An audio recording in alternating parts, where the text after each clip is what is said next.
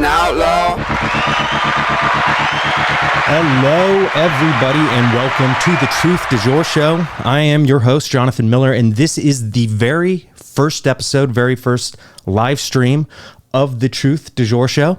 And the objective of this show is to be discussing current events, news, geopolitical, medical, and things of the sort, and bringing a different spotlight to these topics. And so just to give you a little bit of background, a little bit of context, I am in the data and technology sector, and I study mostly the capital markets, financial markets, public companies, and I have a way to show people the investments of different companies. So the title of this video was Who's Invested in Pfizer and Moderna, and I'm hoping to use the tools I have to open this discourse and understand a little bit more about who's invested in these big biotech companies, and it might help uncover some of the different interest or political policies that we're seeing occur in this day and age. And so we're going to go ahead and jump into the broadcast. The first things we're going to be looking at are the stocks themselves, just to give you a little bit of context about how they rise and fall. And so this first stock we're going to be looking at, sorry if you can't see it on your screen, this first screen here is Moderna that we're looking at, and this is going back to looks like April 2020. So we can see that more recently now the stock has dropped significantly. So at the start of the pandemic, we can go back to right around here, around December 2019, we can see that the stock was relatively low. It looks like it was 19, 20 bucks, and then started slowly increasing throughout 2020. And then we can see that in correlation with the rollout of these experimental jabs, how that stock price correlated. And so we can see that at the peak of this thing, at the peak of the rollout of these experimental gene therapies, when they were doing the most coercion, the most propaganda, the biggest push, we can see that their stock price went as high as $449. I'm sure there was a lot of big money investors that saw these as a steady source of profits, and then we can see that just after that, their stock began to decline just a little bit. So back in September 2021. So I think that's when we began to get a little bit of data back from what was happening with the rollout of these things.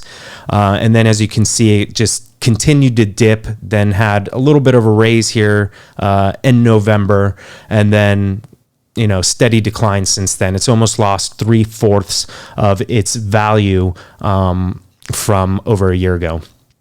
And then we can look at the Pfizer stock, and we can see pretty much the same thing, although their stock has not been as significant. So we can see this goes back as far as 2017, 18, 2019. So this is just before the pandemic. And then we can see that right around Q4 of 2019, right around when this thing started to mobilize, their stock started to get a little beefed up, a little bullish, because we were assigning contracts to which biotech companies would get funds for creating these experimental gene therapies. And then we can see there was a little bit of dip in 2020. And so this is when the push really started happening to make these things mandatory all around the world, as many arms as we can, mandating as much as we can. So I'm sure for a lot of investors that were looking at the geopolitics of this thing, that it was being pushed so hard, that they probably saw it as a safe investment, that these things were going to continue to be mandated, enforced.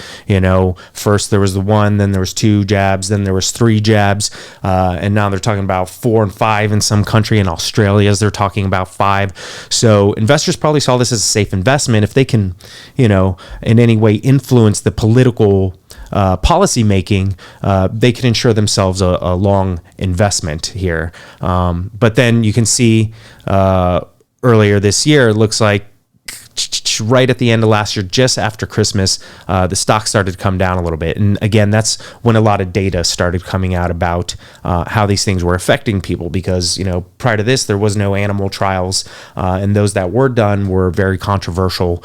And so these things were just rolled out straight into the human population. We still don't know what's going to happen midterm, long term. But I think, I speculate that these dips that we're seeing here in these 2 stocks, again, Moderna and Pfizer, Moderna's, which lost 3/4 of its value since the peak of the pandemic. I think a lot of significant data is starting to come out now, that long-term investors may be concerned about. And so I mentioned I have a tool to help us look at who's invested in these companies. And so if I click on our tool there, we can actually see I was already playing around in this. So if we wanted to go back here, so this is Moderna's stock that we're looking at. As you can see, Moderna, ticker symbol mRNA, coincidentally, in the life sciences biological products. This phone number, this is their address if anybody wants to call them up. And then you can see their quarter-over-quarter ownership since Q4 2020.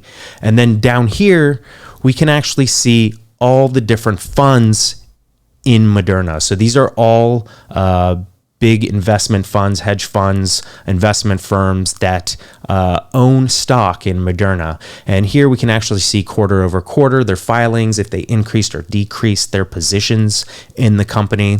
And this one up here, Bowell Gifford & Co., this when I looked on here a few months ago for the first time, I didn't see them on here, but we can see that they actually have been in the stock for some time. So not sure why I didn't see that before. Maybe it just significantly increased, but we'll look in a second.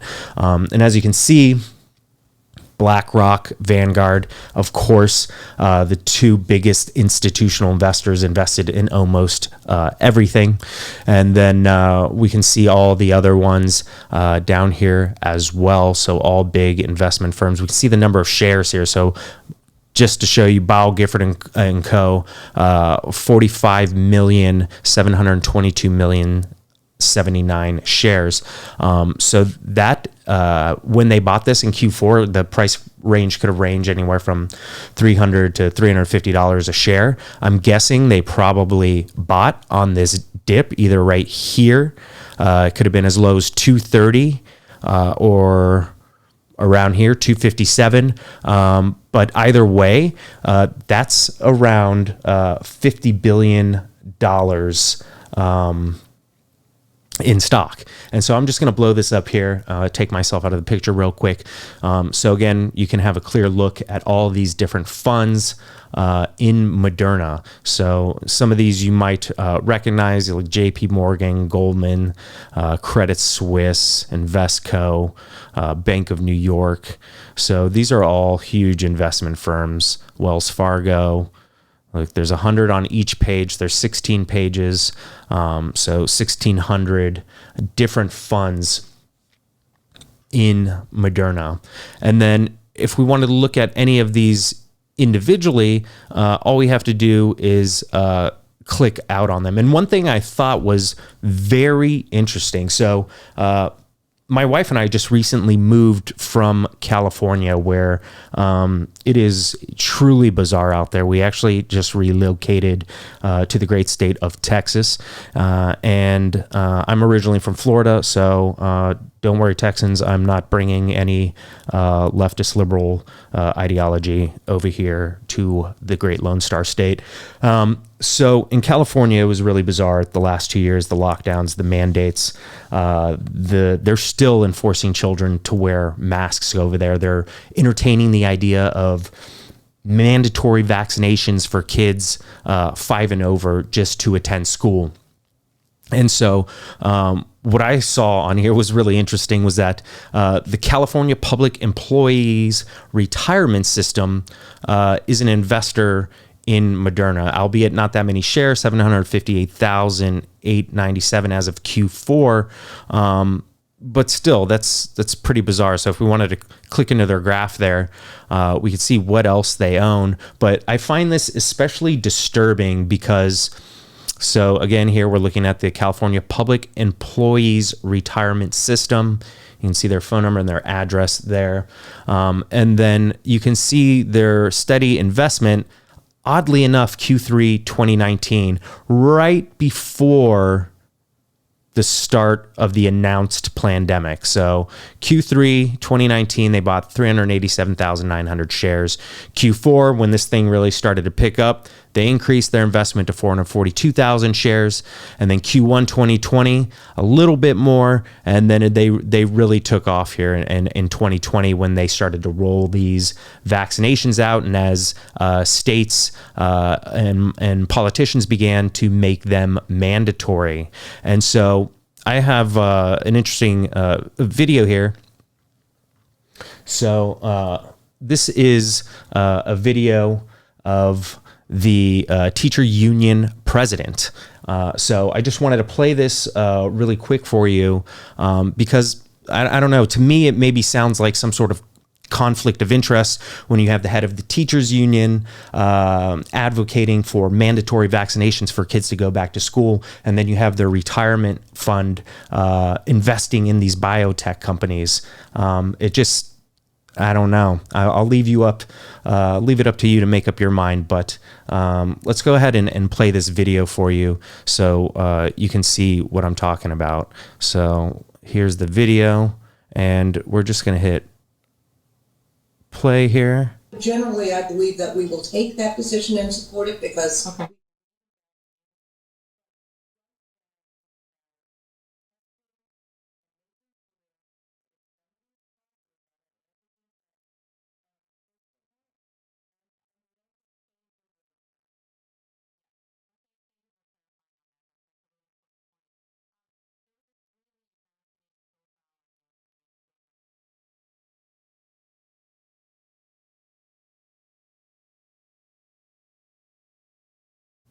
So there you have this article, and then this in the LA Times some time ago.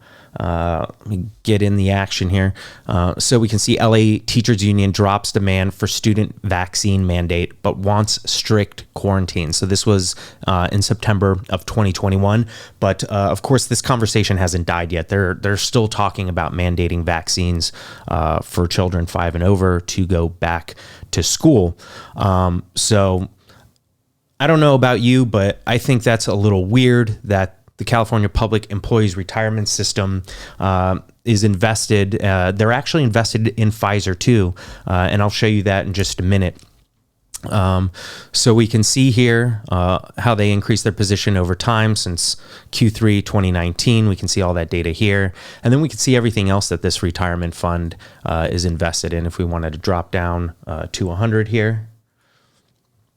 So it's going to show us that they have, this is a lot of different investments. It's very diversified, 1,263 pages at 100 per page. So looks like a few biomed companies, a lot of different things here.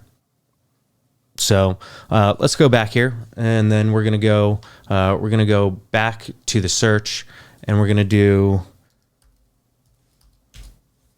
Pfizer. We're gonna search for Pfizer.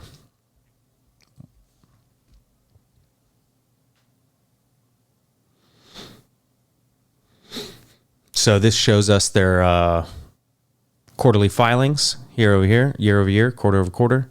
And then we can see, we'll drop down to 100 again so we get the best view. You can see all these different funds. Look, same guys, Vanguard, BlackRock, State Street. Their biggest one is Metatron Capital, who bought 5,612,866,598 shares in Q4. That's a shit ton of money. Let's see how much money that is. I'm going to have to pull out my little handy dandy calculator here because that's an equation that is just way too big for me to do in my head by far. So if we want to look back at Pfizer stock Q4, let's see, looks like Q4 2021. So that's around here, October. So from October, so they probably bought right here at the dip when the stock was like 41. So my guess would be they bought in October when the stock had that tremendous dip, because then it just steadily increased. So if we times that 5.6 billion by 41, that comes out to 232,877,835,151. I can't even really comprehend that number. That's just crazy to me. So we can see that a lot of these same funds are the same funds as in Moderna and a lot of other large companies, as is typical. And then the California Teachers Retirement Fund is also in here as well. There they are again. Boom. Got them. And so they've kind of been all over the place. Looks like since Q1 2019, they've been kind of fluctuating, selling, buying, selling a little bit, and then steadily selling. But it looks like as of Q4 last year, they increased their position just a little bit. So I wanted to do some speculating because, there's obviously these stocks correlate things that are happening in the world. And if I were to speculate, if I were to guess as to why these stocks are starting to decline, it would be because I think big money interests, these big funds that are invested in these companies, are probably looking at adverse events data. So if you have an investment of this size and you see that these mandates are rolling out, you probably think of it as a comfortable investment. But then if you start seeing all this news, all these whistleblowers, all this data coming out about adverse events, you may want to reconsider your investment because this could ruin a company's reputation. And not only that, but it could detrimentally impact billions of people. And so the biggest data, the biggest information coming out about this stuff is coming from frontline doctors. It's coming from whistleblowers in the Department of Defense, in Pfizer that have been caught undercover cameras. So it's coming all from their own words and from their own people. So